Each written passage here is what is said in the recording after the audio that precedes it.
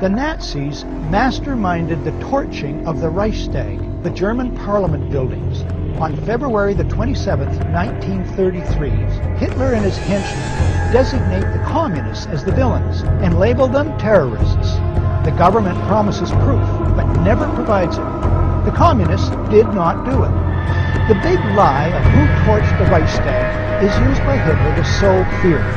The claim is that the fatherland, think homeland, is under threat. He then is free to launch preemptive strikes against other countries and wage a world war sold as patriotic. That they did so is historical fact.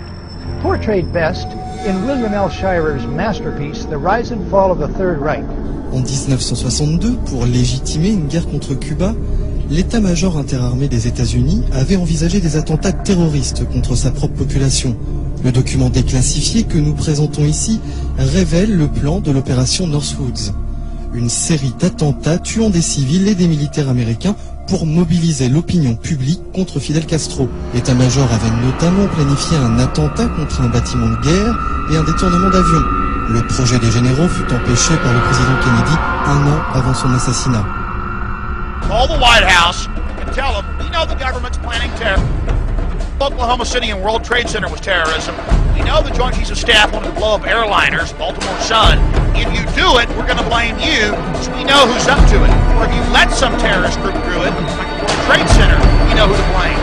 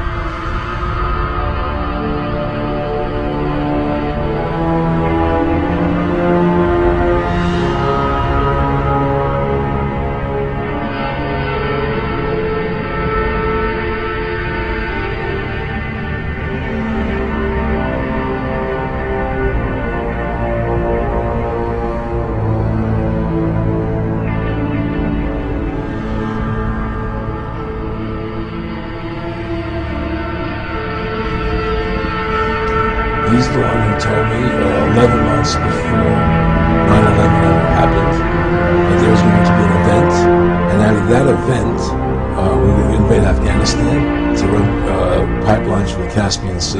We were going to invade Iraq, to take over the oil fields, establish a base in the Middle East, and make it all part of the New World Order. And we go after Chavez in Venezuela.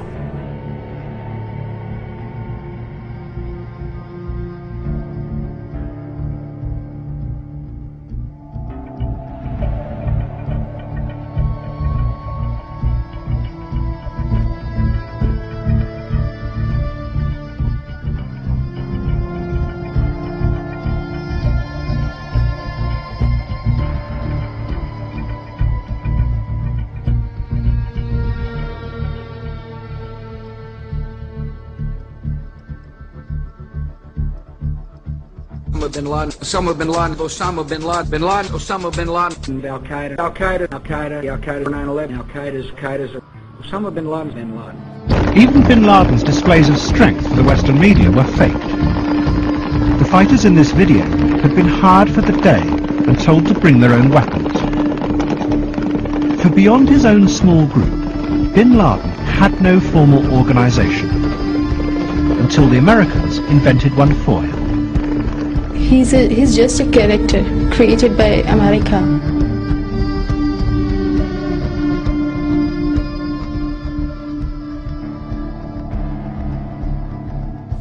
And it wasn't until I was out of the Foreign Service, when my appointment had been terminated for unspecified, that I learned from three good sources. Joe Trento, the journalist, a fellow attached to a university in Washington, D.C., and a guy with expert knowledge on the Middle East who had worked for a government agency. They said, it's very simple. The CIA and its asset Osama bin Laden were recruiting terrorists for the Afghan war.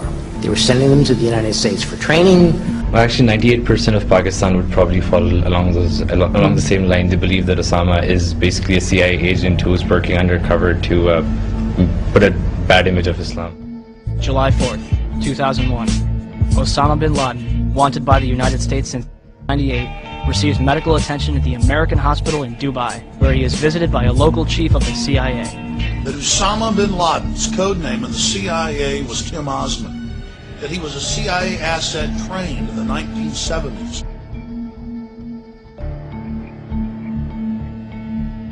This man is an operative and was an operative for the U.S. government, and if you are revering him, you are actually helping the criminals.